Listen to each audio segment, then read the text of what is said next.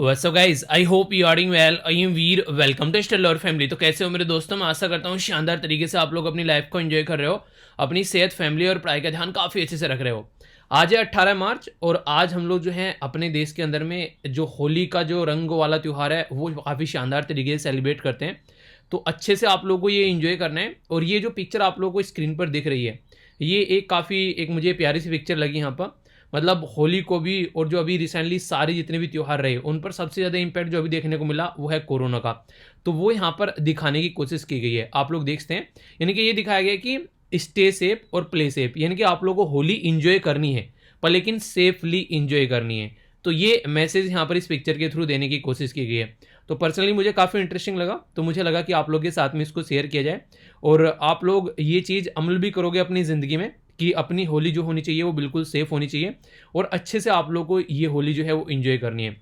देखो यार, पूरे साल में एक बार फेस्टिवल आता है तो देखो इन्जॉय करना तो बनता है, ठीक है।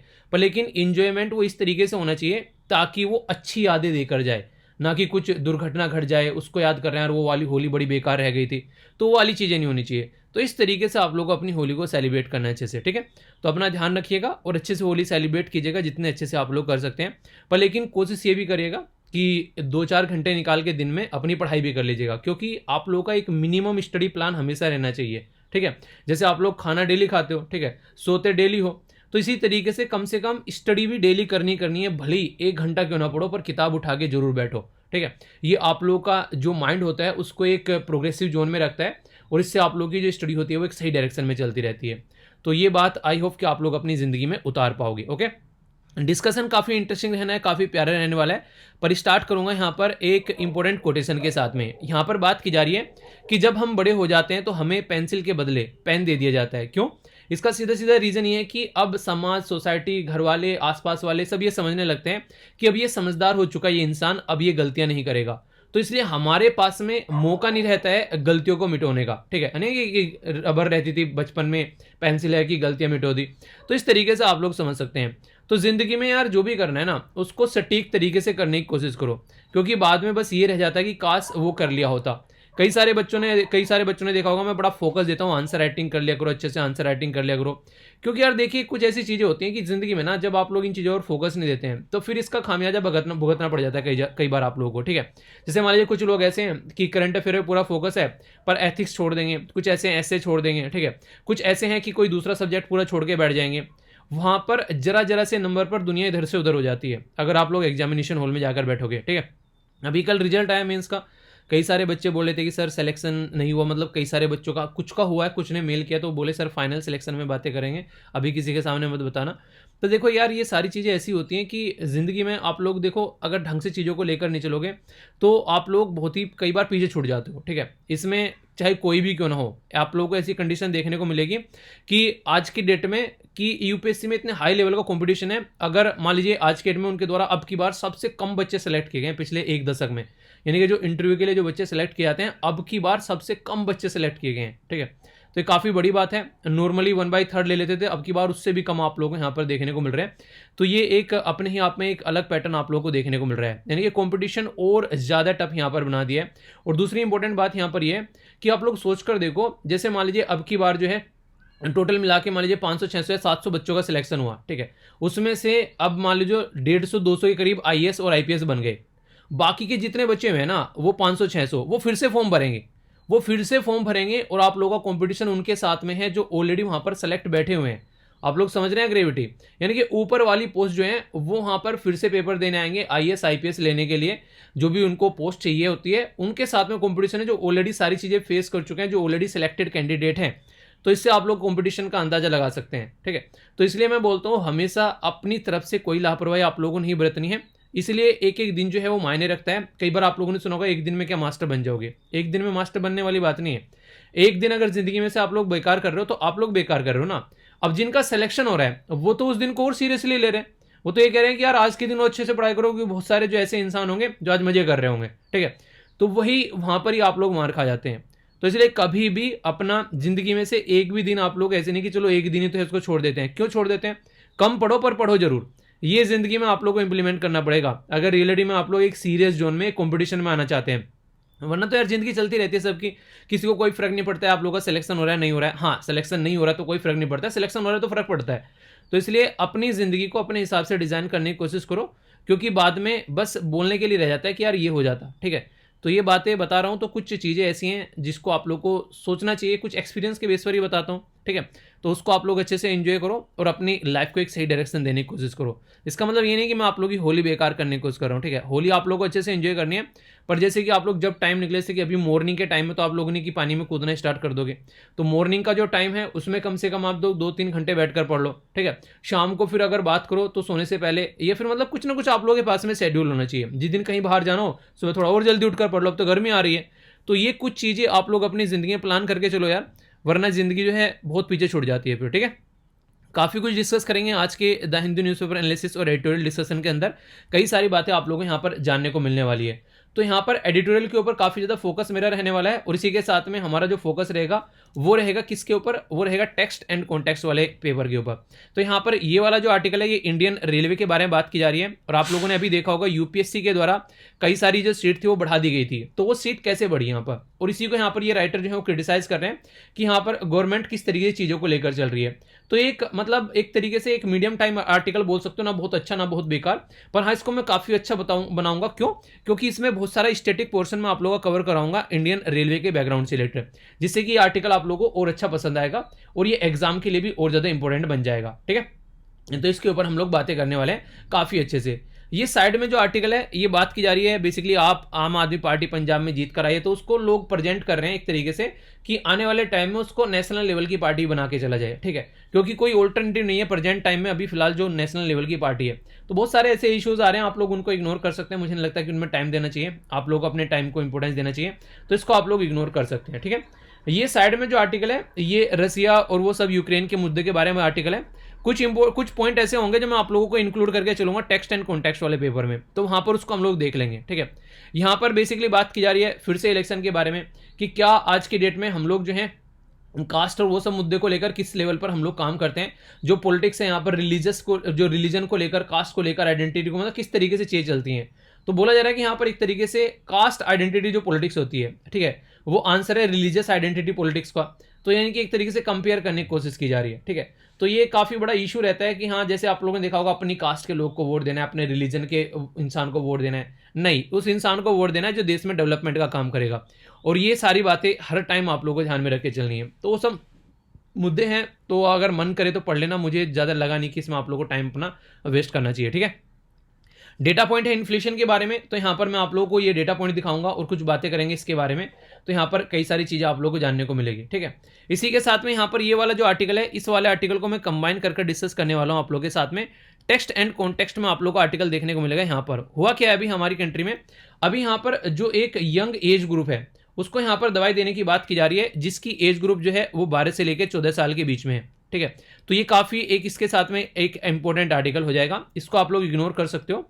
और यहाँ पर जो ये आर्टिकल है, यहाँ पर ये यूक्रेन और रशिया से रिलेटेड बेसिकली आर्टिकल है, और इसी के साथ में जो इंपॉर्टेंट मुद्दा है यहाँ पर एक इंपॉर्टेंट ऑर्गेनाइजेशन के बारे में पूरा फोकस हम लोग देंगे, जिसको बोलते हैं यहाँ पर इंटरनेशनल कोड ऑफ जस्टिस। तो इसका पूरा एक प्रोसीजर मैं आप लोगों को समझाऊंगा, क्योंकि उसी को ध्यान में रखते हुए ये आर्टिकल पूरा लिखा गया है, और पूरा आर्टिकल का जिस्ट भी देखेंगे यहाँ पर, जो कि काफ़ी इंपॉर्टेंट तरीके से चीज़ें समझाने की कोशिश की गई है, ठीक है।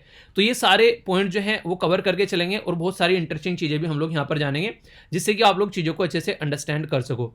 तो कुछ भी पॉइंट ऐसे नहीं रहेंगे जो कि इंपॉर्टेंट होंगे और एग्जाम के लिए, और वो आप लोग के छूटे, तो इसलिए अच्छे से लेक्चर को सुनिएगा।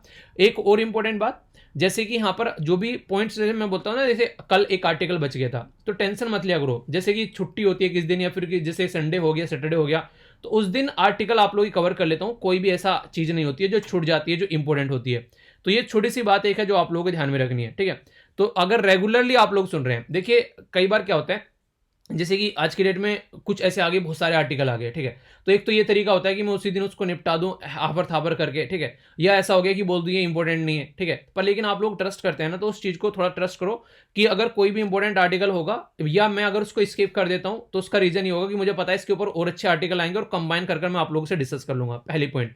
दूसरा पॉइंट, संडे और सैटरडे में जो टाइम मुझे अच्छा मिल जाता है, क्योंकि वहां पर कम एडिटोरियल होते हैं, तो वहां पर हम लोग उसको कवर कर लेते हैं, क्योंकि मुझे स्टैटिक पोर्शन बैकग्राउंड में कवर करना होता है बहुत सारा, ताकि अच्छे लेवल पर आप लोगों की पढ़ाई हो सके।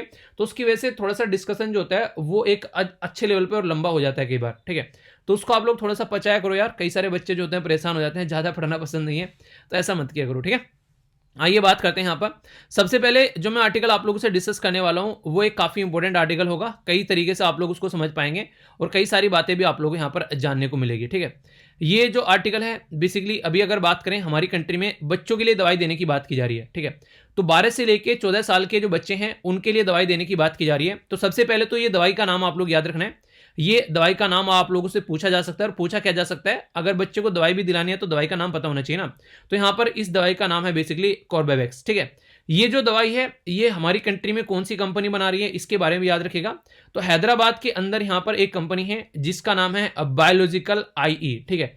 तो बायोलॉजिकल ई, तो बायोलॉजिकल ई जो है यहाँ पर ये पर्टिकुलर इस बेसिकली दवाई को बना रही है।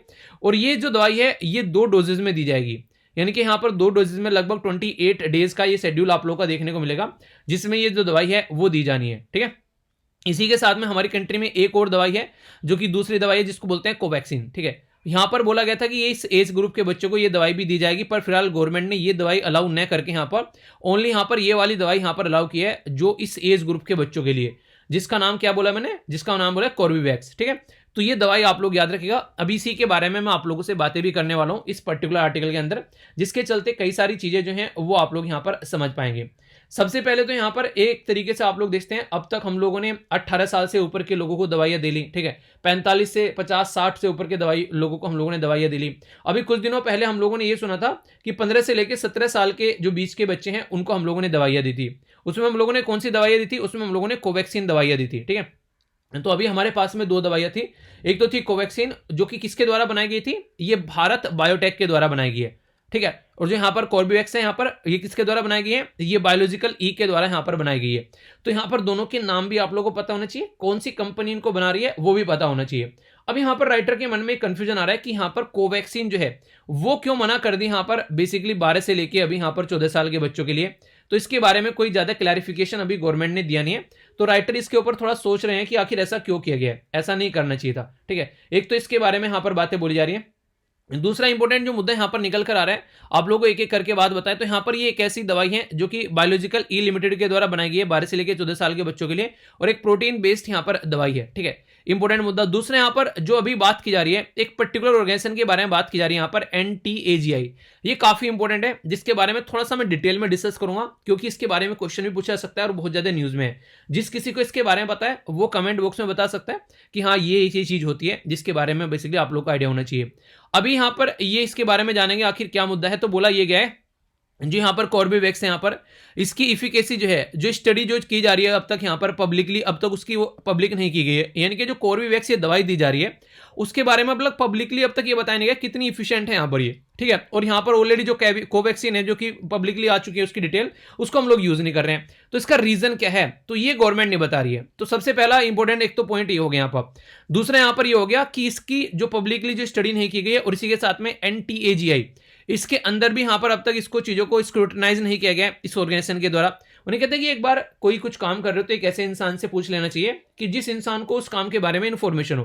तो ये बात की जा रही है, तो वो भी अब तक निकल कर नहीं आया, कितनी सेफ है कितनी अच्छी है दवाई उसके बारे में कुछ नहीं बताया। तीसरी इंपॉर्टेंट बात यह है, हम लोग अगर अब लापरवाही करेंगे तो बहुत ही दिक्कतें देखने को मिल सकती है। रीजन क्या है, रीजन यहां पर यह है कि अभी रिसेंटली अगर देखोगे चाइना के अंदर में, साउथ कोरिया के अंदर में, वियतनाम के अंदर में, मलेशिया के अंदर में, थाईलैंड के अंदर में भाई साहब केस की बम्बार्डमेंट हो रही है। चाइना के अंदर में एक दिन में 4-4 लाख केस आ रहे हैं, साउथ कोरिया के अंदर में साउथ कोरिया के अंदर में 4-4 लाख केस आ रहे हैं एक दिन में, वियतनाम के अंदर में 2.5 लाख के करीब केस आ रहे हैं, और चाइना में तो हाहाकार मचा हुआ है आज के डेट में। चाइना में तो दुनिया भर के केस आप लोगों को देखने को मिल जाएंगे अलग अलग रीजन में। और जापान के अंदर भी अब फिलहाल केस जो हैं वो कुछ कुछ आने स्टार्ट हो गए फिर से। तो कहने का मतलब यहां पर ये कि ये वो रीजन है जहां पर दुनिया भर के केसेस आने स्टार्ट हो गए हैं। तो इसकी क्या गारंटी है कि आने वाले टाइम में ये केसेस जो हैं जो अपने देश में नहीं होंगे।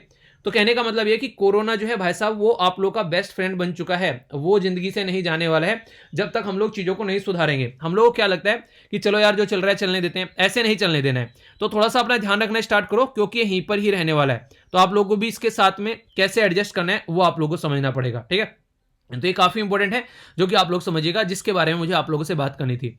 अब जो ऑर्गेनाइजेशन मैं आप लोगों से बोल रहा हूं यहां पर NTAGI, उसके बारे में मैं आप लोगों से बात करूंगा और कई सारी इंपॉर्टेंट बातें आप लोगों को यहां पर इसके बारे में बताऊंगा, जिससे कि आप लोग चीजों को कोरिलेट कर सकें और कल को क्वेश्चन भी पूछ ले जाए तो इसको आप लोग बता सकें अच्छे से। ठीक है, इसको बोलते हैं national immunisation technical advisory group. आप लोग नाम से ही समझ सकते हैं, नेशनल लेवल का, यानी कि हर एक देश में होगा यहां पर ये इम्यूनाइजेशन, यानी कि जो इम्यून सिस्टम के ऊपर काम करेगा। एक टेक्निकल एडवाइजरी ग्रुप होगा जो कि टेक्निकलिटीज देखेगा, यानी कि जैसे दवाई आ गई तो उसको समझेगा कि ये दवाई किस लेवल पे काम करेगी, तो उसमें एडवाइजरी का काम करेगा। तो ये यहां पर एक एडवाइजरी कमेटी है जिसके अंदर में मल्टी डिसिप्लिनरी ग्रुप एक्सपर्ट आप लोगों को नजर आएंगे, यानी कि अपने अपने फील्ड के एक्सपर्ट आप लोगों को यहां पर देखने को मिलेंगे, जो कि इंफॉर्मेशन आप लोगों तक पहुंचाएंगे एक नेशनल गवर्नमेंट तक, किस तरीके से यहां पर आप लोगों को बेसिकली यूज करना है, एविडेंस बेस्ड डिसीजन लेना है, और वैक्सीन या फिर इम्यूनाइजेशन पॉलिसी को कैसे लेकर चलना है। इसके नाम से आप लोग ये समझ गए होंगे, जिसका नाम में यहां पर रखा गया national immunisation technical advisory group, कि दवाई को कैसे लेकर चल रहे हैं, दवाई की साथ में इम्यूनाइजेशन पॉलिसी को कैसे लेकर चल रहे हैं। इम्यूनाइजेशन मतलब हमारा जो शरीर होता है वो कोविड-19 के साथ में लड़ता है और कोविड-19 को पछाड़ता है, तो उसी कोविड-19 को पॉलिसी जो हम लोगों ने बनाई है टैकल करने के लिए, वो कैसी है, तो ये ग्रुप यहां पर काम करता है। आप लोग बोलोगे यार बड़ा काम कर रहा है ग्रुप पर, लेकिन ग्रुप आया कहां से, तो बता दो। तो ये इंपॉर्टेंट है, यहां पर जब आगे बताने जा रहा हूं वो थोड़ा सा ध्यान से आप लोग सुनिएगा। 2011 में, आज की बात नहीं कर रहा हूं, पूरे एक दशक पहले की बात कर रहा हूं, यानी कि लगभग 10 साल से 11 साल पहले की बात कर रहा हूं। वर्ल्ड हेल्थ ऑर्गेनाइजेशन ने रिकमेंड किया था कि ऐसा एक ग्रुप होना चाहिए, NITAG, यानी कि अब से नहीं, है बहुत पुराने टाइम से यहां पर वर्ल्ड हेल्थ ऑर्गेनाइजेशन के द्वारा इसके बारे में बात बोल दी गई थी कि ऐसा कुछ होना चाहिए। तो सबसे पहले तो किसके द्वारा रिकमेंड किया गया ग्रुप है, ये क्वेश्चन बन जाए, तो वर्ल्ड हेल्थ ऑर्गेनाइजेशन के द्वारा रिकमेंड किया गया ये ग्रुप है। पहली इंपॉर्टेंट बात तो चीजें आप लोगों को याद रखनी है। ठीक है, दूसरा यहां पर ग्लोबल वैक्सीनेशन एक्शन प्लान आप लोगों को यहां पर देखने को मिलता है। ये बोला गया था कि ईच मेंबर कंट्री को यहां पर इस पर फोकस करना है, और ग्लोबल एक्शन प्लान के तहत यहां पर रिक्वेस्ट किया गया था 194 कंट्री से कि आप लोग इनको स्टैब्लिश करो अपनी कंट्री में, जो कि यहां पर यानी कि NITAG जो है उसको स्टैब्लिश किया जाए। तो ये बातें बोली गई थी हर एक कंट्री से, तो कंट्री ने इसको इंप्लीमेंट करना स्टार्ट किया, और कई सारी कंट्री में यहां पर चीजें अभी आप लोगों को देखने को भी मिल रही है।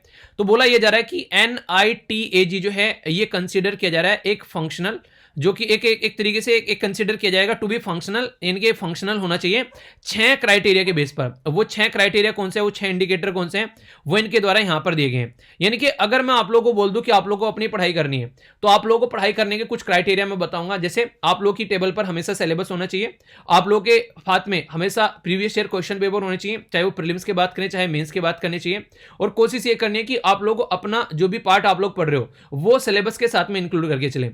जैसे यहां पर मैं आप लोग को हमेशा बताता हूं कि हेल्थ का जो मैटर होगा वो कहां पर आएगा आप लोगों का, तो वो जीएस पेपर 2 के अंदर आप लोगों का आ जाएगा।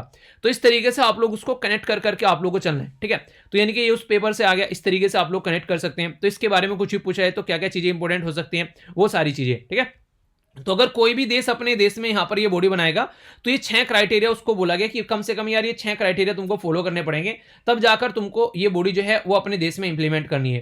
तो ये 6 क्राइटेरिया के फॉलो करने से जो बॉडी बन के आएगी वो एक अच्छी बॉडी होगी, इनका मानना यहां पर ये है। ठीक है, इसमें सबसे पहला क्या बोला गया कि आप लोगों को लेजिस्लेटिव और एडमिनिस्ट्रेटिव बेसिस पर काम करना पड़ेगा। देखिए, अगर किसी भी बॉडी को आप लोगों को इंप्लीमेंट करना है ना, अगर उसको लेजिस्लेचर के थ्रू बनाते हैं तो इसका मतलब ये हो गया कि पार्लियामेंट में हम लोग उसको लेकर गए, बाकायदा पार्लियामेंट में उसको पास किया गया, उससे वो बॉडी बनाएगी है, तो एक तकड़ी बॉडी बनेगी यहां पर, वो आप लोग ऐसा बोल सकते हैं। ठीक है, तो यहां पर ऐसे होना चाहिए कि उसको इस दोनों मुद्दों पर बनाना चाहिए। दूसरा बोला गया हैविंग फॉर्मल, ये टर्म ऑफ रेफरेंस है। टर्म ऑफ रेफरेंस क्या होता है, टर्म ऑफ रेफरेंस होता है किसी पर्टिकुलर पर्पज, एक डिफाइन करना पर्पज, एक स्ट्रक्चर डिफाइन करना प्रोजेक्ट के लिए, ये आप लोगों को देखने को मिलेगा। तो इसके तरीके से यहां पर आप लोग बोल सकते हैं कि एक सिमिलर तरीके के लोगों को इकट्ठा कर लेना एक पर्टिकुलर काम को करने के लिए, अच्छा इस काम को ऐसे लेकर चलेंगे, ऐसे इसको गोल को अचीव करेंगे। तो टर्म ऑफ रेफरेंस में एक खाका तैयार करने की बात की जाती है यहां पर। ठीक है, ये आप लोगों को नजर आएगा। बोला गया at least 5 area of expertise, यानी कि जो भी बॉडी आप लोग बनाएंगे कम से कम 5 एरिया में एक्सपर्टीज होनी चाहिए जो भी इसके मेंबर होंगे। यानी कि ऐसा नहीं कि बस आप लोगों को बोल दे, जैसे आप आज के में एक इंटरेस्टिंग चीज बताता हूं आप लोगों को। जैसे मान लीजिए आप लोग एग्जाम देने जा रहे हैं, ठीक है, तो आप लोग एग्जाम देने जा रहे हैं तो आप लोग क्या करेंगे, आप लोग यहां पर हिस्ट्री पढ़ेंगे, ज्योग्राफी पढ़ेंगे, पॉलिटी पढ़ेंगे, करंट पढ़ेंगे, इन्वायरमेंट पढ़ेंगे, ठीक है, इसी के साथ में एथिक्स पढ़ेंगे, पता नहीं क्या क्या पढ़ेंगे। ठीक है, अब मान लीजिए एक टीचर है, टीचर क्या कर रहा है, वो एक टीचर जो है वो है बेसिकली करंट अफेयर का टीचर, या फिर वो टीचर जो है वो आप लोगों को मान लीजिए वो हिस्ट्री पढ़ा रहा है। ठीक है, अब मान लीजिए ये टीचर एग्जाम देने जा रहा है, तो ये टीचर जो है वो एक्सपर्ट है किसमें, करंट अफेयर में और हिस्ट्री में। ठीक है, पर लेकिन आप लोग क्या है, आप लोग सब एरिया में थोड़ा थोड़ा सा आप लोगों ने कर रखा है चीजें। अब ये इंसान जो है मान लीजिए आप लोगों को जो पढ़ा रहा है, जो टीचर है, वो पर्टिकुलर कुछ एरिया में काफी अच्छा होगा, पर लेकिन उसकी जो चीजें हैं, जिस तरीके से वो एज ए टीचिंग लेके चल रहा है, दूसरे एरिया पर हो सकता है वो टच ना करे। ठीक है, तो यहां पर ऐसा होता है, कई बार क्या होता है, जैसे आज के डेट में आप लोग देखें यहां पर कि मुद्दा यहां पर ये हो गया कि एक तरीके से एक एरिया में ऐसा है कि एक इंसान एक्सपर्ट है और बाकी दूसरे एरिया में कुछ लोग ऐसे हैं जिसको थोड़ा थोड़ा सारा आता है, तो जो थोड़ा थोड़ा सारा आता है वो सारा जीत जाएगा, और जो एक्सपर्ट है यहाँ पर कुछ एरिया में, वो एक्सपर्ट है यहाँ पर, फिर भी वो यहाँ पर रह जाएगा, क्योंकि बहुत सारे ऐसे एरिया होंगे जो उस एक्सपर्ट ने टच ही नहीं किए होंगे। और चलो एक बार को पढ़ भी लिया सारे एरिया, तो हो सकता है उसके पास में इतना टाइम ना हो कि वो आंसर राइटिंग प्रैक्टिस भी कर रहे हैं, यहाँ पर ये चीज आप लोग को देखने को मिलेगी। तो इसलिए बोला गया कि सब फील्ड में थोड़ी थोड़ी सी एक्सपर्टीज होनी चाहिए, तो ये मुद्दा आप लोग यहाँ पर देखने को मिलेगा। यानी कहने का मतलब यहाँ पर ये कि आज की डेट में अगर आप लोग एग्जाम को लेकर चलना है तो सारी चीजों को कवर करके चलना पड़ेगा, ये नहीं कि बस एक दो सब्जेक्ट को पूरा कर लिया और बाकी को साइड में रख दिया। हो सकता है क्वेश्चन उससे आ जाए जो आप लोगों ने यहाँ पर पढ़ ही नहीं रखा है, फिर बोलोगे यार बिल्कुल कहानी खराब होगी, तो वो वाली काम आप लोगों को नहीं करना है, ठीक है। और ऑप्शनल सब्जेक्ट को कभी भी इग्नोर नहीं करना है। नॉर्मली इससे मान लीजिए मैं आप लोगों को पढ़ा रहा हूं, ठीक है, तो यहां पर मैं कभी भी आप लोगों को, मुझे नहीं पता आप लोगों का ऑप्शनल सब्जेक्ट क्या क्या है, बताइए चलिए कमेंट बॉक्स में ऑप्शनल सब्जेक्ट क्या क्या है, तो वो आप लोगों को अपने आप से ही देखना पड़ेगा। बहुत सारे लोग उसको इग्नोर किए बैठे रहते हैं, ठीक है, वो एग्जाम में सिलेक्शन कराने का काम करते हैं। दो पेपर इतने खतरनाक हैं, दो क्या तीन बोलूंगा, ऑप्शनल हो गया, एथिक्स हो गया, ठीक है, जो ये तो काफी इंपॉर्टेंट है यहाँ पर, और इसी के साथ में जो एस्से हो गया यहाँ पर, ये ऐसे हैं जो कि नहीं कहते कि मेक और ब्रेक करने का काम करते हैं। तो ये दिक्कत है आप लोगों को देखने को मिलती है, और इनको हम लोग इग्नोर किए करे बैठ रहे थे कई बार, तो इसके बारे में थोड़ा समझना पड़ेगा, ठीक है। इसी के साथ में क्या मुद्दा यहाँ पर आप लोगों को देखने को मिलेगा कि बोला यह गया कि कम से कम 1 मीटिंग होनी चाहिए पर ईयर, यानी कि साल में कम से कम 1 मीटिंग होनी चाहिए। अगर आप लोगों ने ये ग्रुप बनाया जिसका नाम है NITAG, ठीक है, ये आप लोगों को देखने को मिलेगा। इसी के साथ में डिस्ट्रीब्यूशन अगर करने की बात की जाए तो आप लोग यहाँ पर बेसिकली एजेंडा और बैकग्राउंड डॉक्यूमेंट्स आप लोगों को रखने पड़ेंगे एटलीस्ट 1 वीक प्रीयर, यानी कि कल को अगर आप लोग यहाँ पर कोई भी डिस्ट्रीब्यूशन करना है कोई एजेंडे का और मीटिंग आप लोग करनी है, मान लीजिए मैं आप लोगों को बोलूँ कि कल को हम लोग को आना है और एक मीटिंग करनी है, तो उस मीटिंग में मैं आप लोग को एक हफ्ते पहले बता दूंगा क्या क्या हम लोग डिस्कस करने वाले हैं, ताकि आप लोग उसके लिए कुछ ना कुछ अपना चीजों को तैयार कर आए और उसके लेवल पर हम लोग आकर अच्छे से बातें कर सकें। तो ये काम भी आप लोग करना पड़ेगा। इसी के साथ में यहाँ पर कॉन्फ्लिक्ट ऑफ इंटरेस्ट का ध्यान रखना पड़ेगा, ये काफी इंपॉर्टेंट चीज होती है। कॉन्फ्लिक्ट ऑफ इंटरेस्ट आप लोगों ने नॉर्मली सुना होगा, गवर्नमेंट एजेंसीज के लिए भी कई बार बोलता है कि मान लीजिए कोई पर्टिकुलर बंदा जो है वो आज के डेट में एक तरीके से चीफ मिनिस्टर बन गया, ठीक है, अब वो चीफ मिनिस्टर बन गया, अब वहां पर आज के डेट में उसके दोस्त आ रहे हैं, उनको चाहिए यार सारा जो भी जो उन्हें आसपास वाले एरिया में जो भी टेंडर निकल है वो सारे उनको मिल जाए, तो ये सारी चीजें नहीं होनी चाहिए, ठीक है। तो एक तरीके से वो टेंडर देगा अपने दोस्तों को दे रहा है तो अपने इंटरेस्ट के लोगों को दे रहा है, तो ऐसी चीजें नहीं होनी चाहिए। या फिर आप लोग बोले कि इंसान जो है जज बना बैठा है, ठीक है, केस आगे यहाँ पर एक ऐसी चीज का जिसमें उसका भी इंटरेस्ट है थोड़ा सा, यानी कि केस ऐसा आगे एक जमीन के बारे में, उस जमीन में उसने भी उसका भी शेयर है वहां पर वो, और वही जज बैठा है, वो तो अपने फेवर में डिसीजन देगा, तो वो सारी चीजें आप लोग यहाँ पर समझ सकते हैं। तो कॉन्फ्लिक्ट ऑफ इंटरेस्ट जो होना चाहिए उस पर भी ध्यान देकर आप लोग को चलना पड़ेगा। ये 6 क्राइटेरिया फॉलो कर आप लोगों को यहाँ पर ये बॉडी बनानी है, ठीक है, जो कि यहाँ पर बोली किसके द्वारा गई थी, वर्ल्ड हेल्थ ऑर्गेनाइजेशन के द्वारा। सोचो अब ये जो बॉडी आएगी यहाँ पर ये कितने शानदार तरीके से काम करेगी, कोई भी गलत चीजें इस बॉडी के अंदर आप लोग को देखने को नहीं मिलेगी, ठीक है। इसी के साथ में बात की जा रही है, अगर आप लोग मोटे मोटे तौर पर चीजों को समझ के चलोगे कि जनवरी 2020 बोला गया था यहाँ पर 151 कंट्री जो है यहाँ पर ये रिपोर्ट कर चुकी थी कि यहाँ पर NITAG जो है, और 134 कंट्री ऐसी हैं जो कि यहाँ पर ऑल 6 फंक्शनल क्राइटेरिया जो है वो फॉलो कर चुकी हैं। तो ये बातें बोली जा रही हैं। 85% ऑफ द वर्ल्ड पॉपुलेशन जो है वो आज के डेट में सर्व की जा रही है NITAG के द्वारा, यानी कि इस ग्रुप के द्वारा लगभग वर्ल्ड की 85% पॉपुलेशन इसके कंट्रोल में आ गई है। 52% इंक्रीज हो रहा है एज कंपेयर टू 2010 के, यानी कि अभी इंक्रीमेंट भी अच्छा हो रहा है इस पर्टिकुलर एरिया में। तो ये पूरा जो इन्फॉर्मेशन मैंने आप लोगों को यहाँ पर दिया इस बॉडी के बारे में, कल को क्वेश्चन अगर पूछ लिया जाए तो ये मत बोलना क्वेश्चन कहां से आ गया, इसलिए मैंने पूरे डिटेल में आप लोगों को बता दिया, अंदर घुस घुस कर आप लोगों को पढ़ा दिया।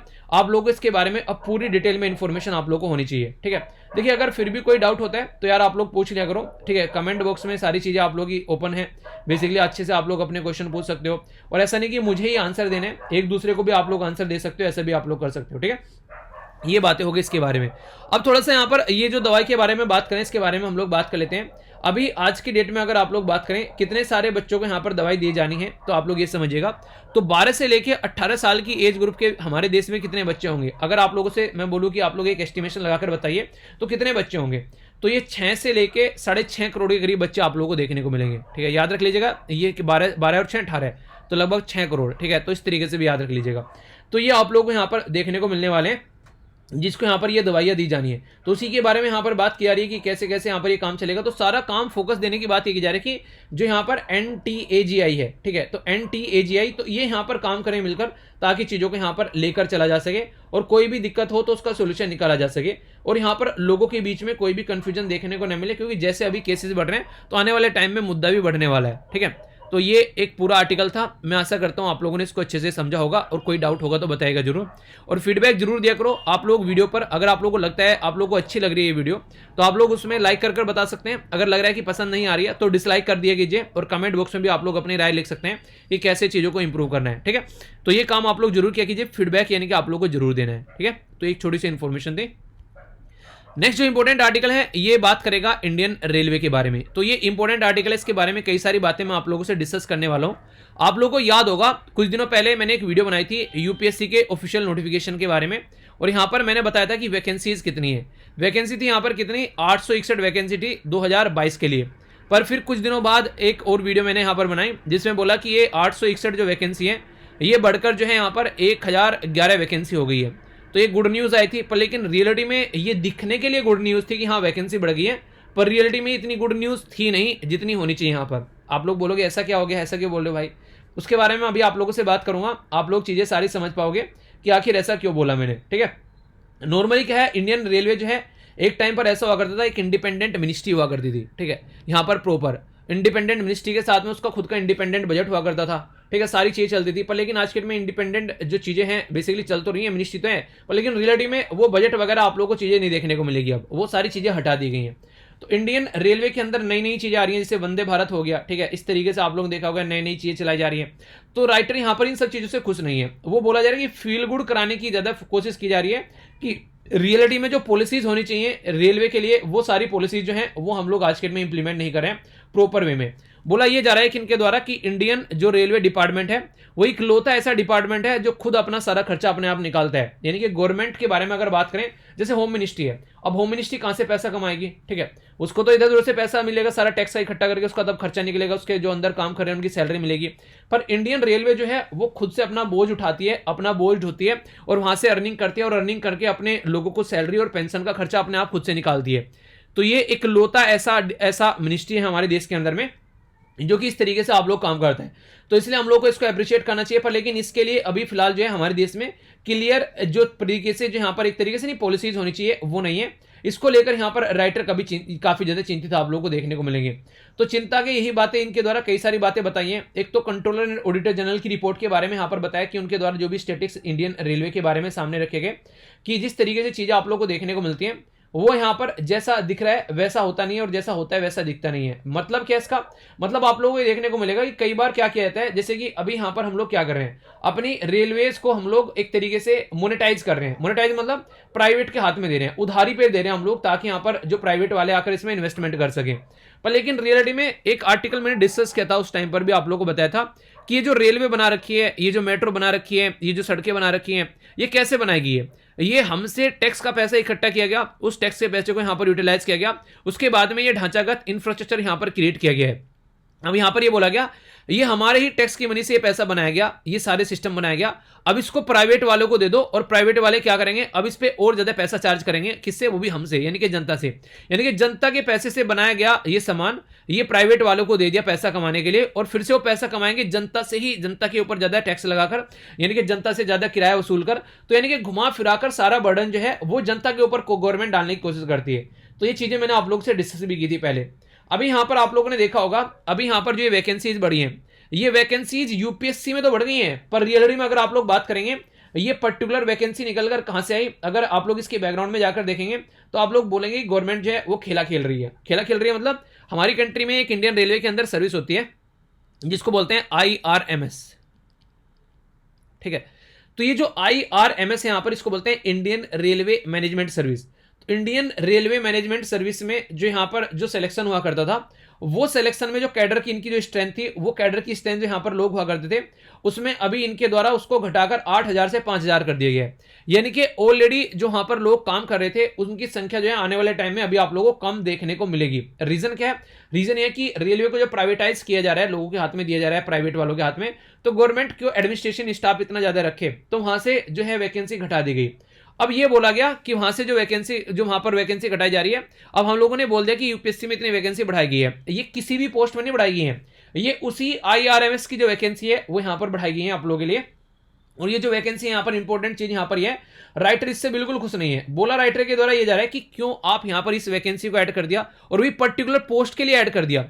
आज के डेट में जब यूपीएससी का पेपर होता है तो यूपीएससी में जो सिलेक्शन होकर बंदे आते हैं उसमें 70% आप लोग को इंजीनियर देखने को मिलते हैं, और यहाँ पर आप लोग अलग से इंजीनियरिंग के लिए यहाँ पर उनके लिए वैकेंसी डाल दिया आप लोगों ने। इसकी कोई रिक्वायरमेंट वैसे थी नहीं अगर देखा जाए तो, यानी कि राइटर जो है वो इस चीज से खुश नहीं है। उनको ये लग रहा है कि गवर्नमेंट जो है वो एक तरीके से लीपापोती ज्यादा कर रही है। लीपापोती मतलब फील गुड कराने वाली। जैसे कि मैं ना कि आप लोगों को क्या करूं यहाँ पर आज के डेट में अगर आप बात करें कि आप लोगों को अच्छा अच्छा फील कराता रहूं, ठीक है, एक तरीके से नहीं, एक अच्छा फील कराने का मतलब ये होता है कि रियलिटी में जो इंपॉर्टेंट चीजें होती है वो इंपॉर्टेंट चीजें डिस्कस ना करूं। जैसे कि पेपर के अंदर में सबसे इंपॉर्टेंट चीज एडिटोरियल होती है, ठीक है, ये माना जाता है। किसी भी टॉपर का इंटरव्यू उठाकर आप लोग देख लेना, वो ये बोलेगा यार कुछ भी करो एडिटोरियल मत छोड़ देना, ठीक है। अब मैं आप लोगों को एडिटोरियल ही कवर ना कराऊं और लीपापोती कराता रहूं तो आप लोगों को ये लगेगा, एक इंसान ये बोलेगा कि हाँ बहुत कुछ कवर कर लिया, ठीक है, पर रियलिटी में एडिटोरियल ही काम आता है। रियलिटी में अगर आप लोग जाएंगे, जब वहां पर आप लोग बैठेंगे एग्जामिनेशन हॉल में, तो प्रीलिम्स क्लियर करके आप लोग जब बैठते हैं तो पूरे प्रीलिम्स के कोई आंसर भी काउंट, प्रीलिम्स के कोई आप लोग के यहाँ पर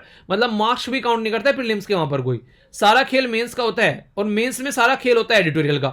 आप लोग समझ के चलिए। तो अगर मैं एडिटोरियल स्किप कर दूं और आप लोगों को बेसिकली न्यूज़पेपर का ओवरव्यू सारा देता चला जाऊं तो इसका मतलब क्या होगा, फील गुड करा रहा हूं, वाह आप लोगों ने पूरा न्यूज़पेपर कवर कर लिया, पर रियलिटी में क्या होगा, कभी सिलेक्शन हो ही नहीं सकता है। फील गुड होता रहेगा आप लोगों को, हाँ बस मजा आ रहा है कि भाई साहब ये सारी चीजें हो गई, एडिटोरियल एक बार को स्किप कर दे तो क्या हो गया, पूरा न्यूज़पेपर कवर कर लिया। पर लेकिन पूरे न्यूज़पेपर में होता नहीं है, वो सारी फैक्चुअल इन्फॉर्मेशन होती है।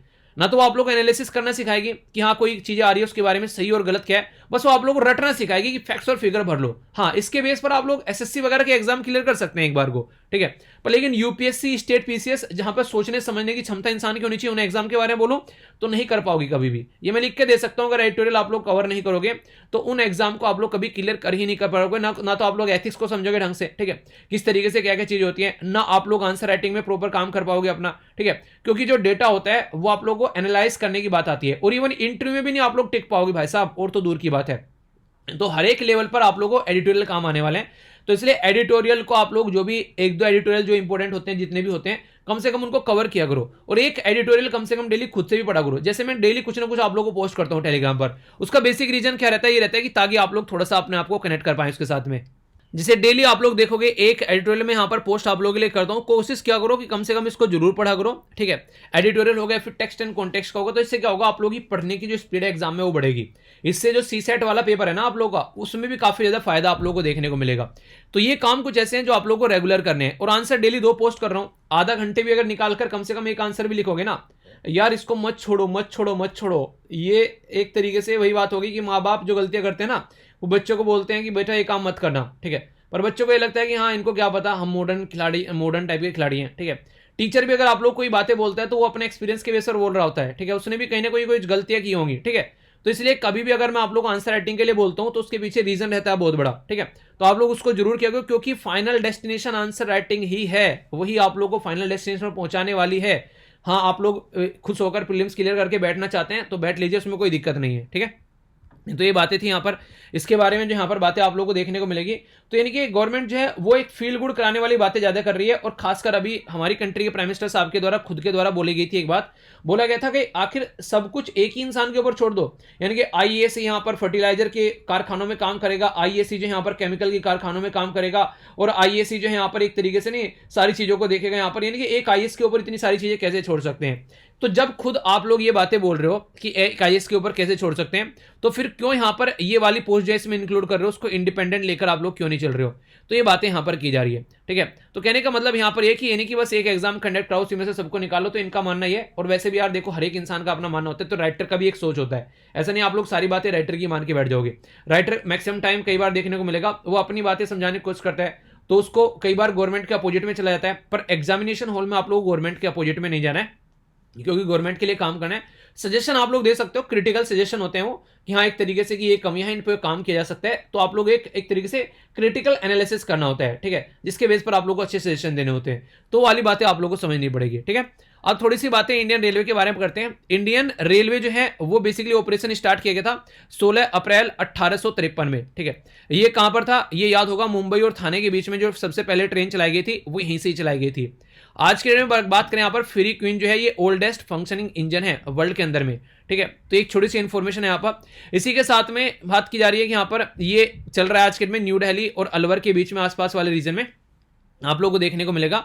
वर्ल्ड हेरिटेज साइट हमारी कंट्री में कई सारी है, दार्जिलिंग हिमालयन रेलवे, ठीक है, नीलगिरी माउंटेन, इसी के साथ में मुंबई सीएसटी और यहाँ पर कालका जो शिमला ये रेलवे। सीएसटी क्या है यहाँ पर, चलिए मुंबई के सामने आप लोगों ने कई बार लिखा हुआ देखा होगा।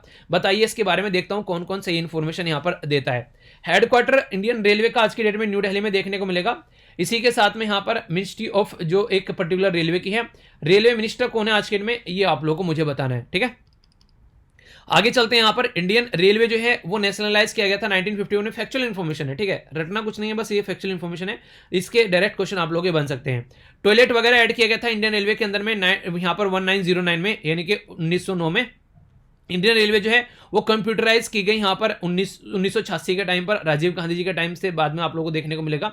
इसी के साथ में यहाँ पर अगर बात करें तो इंडियन रेलवे जो है वो world second largest railway network देखने को मिलेगा, एक सिंगल एडमिनिस्ट्रेशन के तहत जो कि काम करता है, और लार्जेस्ट एशिया में आप लोगों को देखने को मिलेगा, ठीक है। गोरखपुर रेलवे स्टेशन जो है उत्तर प्रदेश का, वो अब तक का कंट्री के अंदर सबसे बड़ा रेलवे स्टेशन है, ठीक है। विवेक एक्सप्रेस एक ऐसी एक्सप्रेस आप लोगों को देखने को मिलेगी जो कि सबसे ज्यादा लंबी दूरी तय करी, यहाँ पर 4286 के करीब किलोमीटर दूरी तय की गई 82 घंटे में। और कहां से चली थी ये, डिब्रूगढ़ ये आप लोगों को देखने को मिलेगा, आसाम से कन्याकुमारी तक यहाँ पर आई। तो यानी कि पूरा लंबा रूट यहाँ पर इसके द्वारा तय किया गया, ठीक है। तो यहाँ से होता हुआ यहाँ से ऐसे आएगी, तो ये सबसे लंबा रूट यहाँ पर इसके द्वारा तय किया गया। तो ये भी एक इंपॉर्टेंट क्वेश्चन बन जाता है। एक हमारी कंट्री में सबसे पहले अगर बात करें यहाँ पर फर्स्ट वुमेन जो यहाँ पर रेलवे मिनिस्टर बनी वो थी ममता बनर्जी जी, ठीक है, और उनके द्वारा एनडीए और यूपीए में दोनों के साथ में मिलकर यहाँ पर काम किया गया। वर्ल्ड में 7th लार्जेस्ट जो इंप्लॉय है यहाँ पर अगर बात करें, यहाँ पर 1.4 मिलियन के 14 लाख लोग जो है वो रेलवे में काम करते हैं, और सबका खर्चा रेलवे अपने आप निकालता है। तो ये बातें यहाँ पर बोली गई हैं, ठीक है। तो कोई कंफ्यूजन आप लोगों को इसके बारे में नहीं होना चाहिए। एक ओवरव्यू जो मैंने आप लोगों को दिया है वो सारी बातें क्रिस्टल क्लियर आप लोगों के माइंड में होनी चाहिए, ठीक है। तो ये थी कुछ बेसिक बातें। अब आप लोगों के माइंड में कोई भी डाउट हो तो इसको आप लोग जरूर पूछेगा। एक और इंपॉर्टेंट आर्टिकल में यहाँ पर कवर करने वाला हूँ, ये बेसिकली रसिया और यूक्रेन के कॉन्फ्लिक्ट के बारे में बात कर रहा है। रसिया और, हाँ यार देखो आप लोगों को पीछे से कुत्तों के भौंकने की आवाज़ आ रही होगी, तो मैं थोड़ा अपने मतलब घर पे आया हुआ था गांव में, ठीक है। तो उसकी वजह से यहाँ पर थोड़ा सा आप लोगों को पता है वो सब चीज़ें, वो माहौल नहीं मिल पाता है, तो उसकी वजह से थोड़ा सा एडजस्ट कर लेना इसको। और थोड़ा सा वीडियो भी थोड़ा लेट हो जाती है उस टाइम पर, क्योंकि इंटरनेट का इशू रहता है। पर हाँ मैं कोशिश करता हूँ कि आप लोगों का लेक्चर जो है वो न छूटे, जो भी हो चीज़ें वो चलती रहती हैं साइड में, वो मेरी पर्सनल लाइफ है, पर मेरी पर्सनल लाइफ से आप लोगों की जो स्टडी पर कोई इम्पैक्ट नहीं पड़ना चाहिए, ठीक है। तो मैं पूरा कोशिश करता हूँ, तो थोड़ा सा आप लोग उसको हल्का फुल्का से तो आप लोगों को मैनेज करना पड़ेगा यार, ठीक है। तो इसमें मेरे हाथ में कुछ होता नहीं है, जितना अप टू द मार्क मैं कर सकता हूँ उतना कोशिश करता हूँ, तो वो आप लोग थोड़ा सा मतलब एडजस्ट कर लिया करो, ठीक है। बस यही बहुत बोलना था मुझे, ओके। अभी रसिया और यूक्रेन के बीच में जो कॉन्फ्लिक्ट चल रहा है वो एक तरीके से ऐसा कॉन्फ्लिक्ट हो चुका है जिसमें यहाँ पर काफ़ी लार्ज स्केल पर एक ह्यूमैनिटेरियन, यानी कहते हैं कि एक तरीके से इंसानियत के ऊपर यहाँ पर काफ़ी ज़्यादा इंपैक्ट पड़ता हुआ नजर आ रहा है। तो इसी के चलते यहाँ पर यूक्रेन जो है वो इंटरनेशनल कोर्ट ऑफ जस्टिस में गया और बोला कि रसिया को यहाँ पर अड़े हाथों लेना चाहिए हम लोग को, ठीक है। तो ये बातें उनके द्वारा यहाँ पर बोली गई। पर तो यहाँ पर उसी के चलते यहाँ पर ये पूरा मुद्दा आप लोगों को देखने को मिलेगा। फरवरी 26 में जो यूक्रेन था यहाँ पर ये, ठीक है, फरवरी 26 में यूक्रेन जो था उसने अप्रोच किया इंटरनेशनल कोर्ट ऑफ जस्टिस को, और उसने यहाँ पर बोला कि एक्ट ऑफ जिनोसाइड है। जिनोसाइड मतलब नरसंहार, यानी कि रसिया जो है वो नरसंहार यहाँ पर कर रहा है। तो इसके चलते जो जिनोसाइड कन्वेंशन है 1948 का, उसके तहत यहाँ पर रसिया को यहाँ पर बेसिकली क्या करना चाहिए, उसको यहाँ पर इसके तहत यहाँ पर रसिया को एक तरीके से उसके खिलाफ केस चलाना चाहिए कि रसिया ऐसा कैसे कर रहा है। तो ये बातें यहाँ पर बोली गई, यानी कि रसिया ने जो काम किया है वो जिनोसाइड है। दुनिया भर के जो निहत्थे लोग हैं, दुनिया भर के जो ऐसे बेकसूर लोग हैं, उनकी जान यहाँ पर जा रही है। तो ये बातें आप लोग यहाँ पर देखने को मिलेगी जिसके ऊपर हम लोगों को काम करना चाहिए। यहाँ पर कुछ भी ऐसी चीजें देखिए, इंटरनेशनल लेवल पर जो भी ऑर्गेनाइजेशन है आज के दिन में सबसे बड़ी दिक्कत ये निकल कर आती है कि उन ऑर्गेनाइजेशन के बारे में जब हम लोग बात करते हैं तो उनको उनके बारे में लगता है कि कोई पावर नहीं है उनके हाथ में, ठीक है। पर लेकिन इंटरनेशनल कोर्ट ऑफ जस्टिस के बारे में अगर बात करें तो इसका डिसीजन जो होता है वो बाइंडिंग होता है, ठीक है। और इसी के साथ में अगर कोई नॉन कॉम्प्लाइज कर रहा है तो इंटरनेशनल लेवल पर उसको एक तरीके से लीगल ऑब्लिगेशन भी उसके लिए फॉलो करना पड़ता है। तो कहने का मतलब यहाँ पर ये कि एक इंपॉर्टेंट ऑर्गेनाइजेशन है जिसके बारे में आप लोगों को पता होना चाहिए, जिसके बारे में अभी हम लोग यहाँ पर बात कर रहे हैं। इसके चलते अगर बात करें आर्टिकल 36 इसका होता है, जो कि यहाँ पर इसके इंटरनेशनल कोर्ट ऑफ जस्टिस के इसके अंदर यहाँ पर चीजें आप लोगों को देखने को मिलेगी, जो कि यहाँ पर matter related to UN charter के बारे में बात करते हैं, उसकी कन्वेंशन ट्रीटी को इन्फोर्स करने का काम करता है। यानी कि जो भी यूएन के अंदर जो भी चीजें साइन कर रखी है, और ये इंटरनेशनल कोर्ट ऑफ जस्टिस का जो आर्टिकल 36 है वो कहता है कि यहाँ पर उसको हम लोग को इंप्लीमेंट करना चाहिए। तो उसको प्रॉपर वे में चीज़ों को आगे लेकर हम लोग को चलना चाहिए। तो ये बातें यहाँ पर समझाने की कोशिश की गई है। इसके बारे में अगर मैं आप लोग कुछ बेसिक चीज़ें बताना चाहूँ तो आप लोग कई सारी चीज़ें यहाँ पर समझ पाएंगे, जिसके चलते आप लोग अच्छे से चीज़ों को जान पाएंगे। इंटरनेशनल कोर्ट ऑफ जस्टिस जो है ये एक प्रिंसिपल, एक जुडिशियल ऑर्गन है यहाँ पर, जो कि यूएन के अंडर में आता है। इसको स्टेब्लिश किया गया था 1945 में, जो कि चार्टर के थ्रू। देखिए चार्टर शब्द लिखा होता है ना, इसका मतलब होता है संविधान, ठीक है। नॉर्मली चार्टर वर्ड यूज किया जाता है, ठीक है। यूनाइटेड नेशन जो होता है उसके द्वारा बिगिन किया गया था 1946 में, ठीक है, जो काम करना। हेडक्वार्टर जो इसका है वो आप लोगों को देखने को मिलेगा हेग, नीदरलैंड के अंदर में। इसके अंदर 6 प्रिंसिपल ऑर्गन होते हैं ऑफ यूएन, जिसमें से आप लोगों को यहाँ पर एक ये भी देखने को मिलता है। ओके, तो यहाँ पर एक तरीके से आप लोग देखते हैं, जो कि यहाँ पर नॉर्मली बात करें तो ये अगर बात करें 6 principle of UN organ, it is the only one not located in New York, यानी कि ये न्यूयॉर्क में लोकेटेड नहीं है, बाकी सारे न्यूयॉर्क में है, ये नीदरलैंड के अंदर में है। तो ये काफी इंपॉर्टेंट है। ऐसे भी क्वेश्चन आप लोगों से स्टेटमेंट देकर पूछ लिया जाता है। All the member are its member, यानी कि यूएन के जितने मेंबर है वो सारे इसके मेंबर होंगे ही होंगे। इसके अंदर टोटल मिलाकर आप लोगों को देखने को मिलेगा 15 जज हैं, ठीक है। 15 जज हैं जो कि यहाँ पर चुने जाते हैं 9 साल के लिए। इंपॉर्टेंट क्वेश्चन ये है, क्या आज के डेट में हमारे देश का भी कोई जज है जो यहाँ पर चुना गया है? तो ये क्वेश्चन आप लोग यहाँ पर बताना है, देखता हूँ कौन कौन आंसर देता है। ऑफिशियल लैंग्वेज है वो इंग्लिश और फ्रेंच आप लोग यहाँ पर इसकी देखने को मिलेगी। फंक्शन क्या करते हैं यहाँ पर, एक तरीके से इंटरनेशनल रूल और रेगुलेशन को अगर कोई भी होता है उनको इंप्लीमेंट करना, कोई लीगल डिस्प्यूट है उसको सुलझाने का काम करेगा, तो यूएन ऑथराइज करता है, स्पेशलाइज एजेंसी यहाँ पर ये। तो court can only here, court only वो मैटर को सुन सकता है जहां पर, जब यहां पर अगर कोई रिक्वेस्ट करे ऐसा कुछ करने के लिए, यानी कि डिस्प्यूट व्हेन रिक्वेस्टेड एक तरीके से to do so by the one और द मोर स्टेट, यानी कि जैसे अभी यूक्रेन यहां पर चला गया, यूक्रेन ने बोला रिक्वेस्ट कर कर कि हाँ इस केस को आप लोग देखो, तो इंटरनेशनल कोर्ट ऑफ जस्टिस वहां पर काम करने आएगा, सुनने आएगा, ठीक है। तो ये ऐसा नहीं कि अपने आप ही बोल देगा यूक्रेन के अंदर ऐसा कुछ हो रहा है, रशिया ने ऐसा कुछ कर दिया, चलो चलते हैं यार वहां पर घूम कर आते हैं, देखते हैं क्या चल रहा है, ऐसा कुछ नहीं देखने को आप लोगों को मिलेगा, ठीक है। तो ये इंपॉर्टेंट है यहाँ पर। तो सब्जेक्ट मैटर अगर बात करें यहाँ पर, तो सोवरेनिटी के बारे में बात करें, या बाउंड्री डिस्प्यूट के बारे में बात करें, या मैरीटाइम डिस्प्यूट के बारे में बात करें, ह्यूमन राइट के बारे में बात करें, वॉयलेशन के बारे में बात करें, इंटरप्रिटेशन मोर, तो यानी कहीं ना कहीं यहां पर अगर देखते हैं तो कई सारे आप लोग देखते हैं सोवरेनिटी का मुद्दा आ गया यहां पर, यानी कि यूक्रेन के ऊपर अटैक कर दिया, ह्यूमन राइट का मुद्दा आ गया, इंसानों को देखा ही नहीं जा रहा है वहां पर, ठीक है। तो वो सारी चीजें देखने को मिलेगी जिन मैटर पर ये काम करता है, तो यानी कि ये अच्छा एक मैटर है इसके लिए सुनने के लिए। डिसीजन जो होता है कोर्ट का क्या वो बाइंडिंग होता है। आर्टिकल इसका 94 जो है of the United nation charter का प्रोवाइड कराता है जजमेंट जो डिलीवर किया गया कोर्ट के द्वारा between the two state are binding upon the parties concern, ठीक है। तो उनके ऊपर बाइंडेड होता है, और judgement are final without appeal, यानी कि यहां पर फाइनल होगा और कोई अपील भी आप लोगों को नहीं करनी है, ये बातें की जाती है, ठीक है। हालांकि वो अलग बात है कि कंट्री मानने से कई बार इसको मना कर देती है, पर लेकिन ये बाइंडिंग डिसीजन होता है, तो ये इंपॉर्टेंट मुद्दा आप लोग जरूर याद रखिएगा। तो कोई भी कंफ्यूजन इसको लेकर आप लोगों के माइंड में नहीं होना चाहिए। इसी के साथ में यहां पर जो डेटा पॉइंट मैंने आप लोगों को बोला था, ये डेटा पॉइंट है जिसके बारे में आप लोग याद रखते हैं, सीपीआई यानी कि कंज्यूमर प्राइस इंडेक्स और होलसेल प्राइस इंडेक्स जो है, इन्फ्लेशन काफी ज्यादा बढ़ गया, जैसे मैंने आप लोगों को यहाँ पर बताया था। तो ये बेसिक चीजें हैं जिसके बारे में आप लोग याद रखिएगा, ये अभी रिसेंटली काफी ज्यादा देखने को मिल रहा है, ठीक है। तो पूरा मैंने डिस्कस किया था कहाँ कहाँ पर क्या क्या चीजें बढ़ रही हैं, वो सारी चीजें यहाँ पर बताने की कोशिश की जा रही हैं, ठीक है। तो ये सारी इन्फ्लेशन के बारे में है, आप लोगों ने आसपास भी देखा होगा, सब्जियों के भाव, इन सब चीजों की चीजें जो है वो बढ़ती जा रही है, पेट्रोल डीजल के बारे में बात कर लें तो वही सारे मुद्दे यहाँ पर बताए गए, ओके। बाकी यहाँ पर क्या क्या देखा हम लोगों ने, सबसे पहले तो यहाँ पर इंटरनेशनल कोर्ट ऑफ जस्टिस के बारे में मैंने पूरा आप लोगों को समझा दिया। इसी के साथ में वैक्सीन के बारे में मैंने पूरा बात की। इसी के साथ में हम लोगों ने NITAG के बारे में पूरा देखा। इसी के साथ में इंडियन रेलवे से रिलेटेड आप लोगों से बातें की, वैकेंसी वगैरह क्या थी और क्या क्या मुद्दे यहाँ पर देखने को मिल रहे हैं, बेसिक इन्फॉर्मेशन मैंने सारी आप लोगों को यहाँ पर बताई। इसी के साथ में ये क्वेश्चन मैंने आप लोगों से पूछे थे और पूरे डेडिकेशन के साथ में यहाँ पर डेडिकेशन के द्वारा आंसर दिए गए, तो आप लोगों को इनके बारे में याद रखना है, ठीक है। जैसे यहाँ पर मैंने आप लोगों से बात की तो सारी हार्ड करेंसीज के बारे में मैंने आप लोगों से पूछा था, स्पेशल ड्राइंग राइट के बारे में। तो ये कुछ बातें हैं जो आप लोग यहाँ पर देखते हैं। जापान की येन होगी, पाउंड स्टर्लिंग, इसी के साथ में यहाँ पर चाइनीज रिनबिन भी होगी, रूबेल करेंसी किसकी है, रसिया की, याद रखिएगा न्यूज़ में है।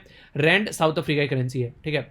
स्विफ्ट को बोलते हैं सोसाइटी ऑफ वर्ल्ड वाइड, जो यहाँ पर इंटरबैंक फाइनेंशियल यहाँ पर टेलीकम्युनिकेशन, जिसने रसिया के ऊपर अभी कुछ प्रतिबंध लगाए हैं। 1973 में बनाया गया था, हेडक्वार्टर बेल्जियम में, ठीक है। नेशनल एजुकेशन पॉलिसी के बारे में सारी बातें बताई रखी हैं, पूरी वीडियो बना रखी है, याद रखिएगा। 1968 में इंदिरा गांधी जी के द्वारा लाई गई थी, 1986 में राजीव गांधी जी के द्वारा, और अभी 2020 में यहाँ पर नरेंद्र मोदी जी के द्वारा, ठीक है। थर्ड एजुकेशन पॉलिसी यहाँ पर। इसी के साथ में गवर्नर जो है वो अपॉइंट किए जा सकते हैं वन और मोर स्टेट के द्वारा, यहाँ पर 7th कॉन्स्टिट्यूशन अमेंडमेंट के द्वारा यहाँ पर ये बातें बोली गई थी, ठीक है।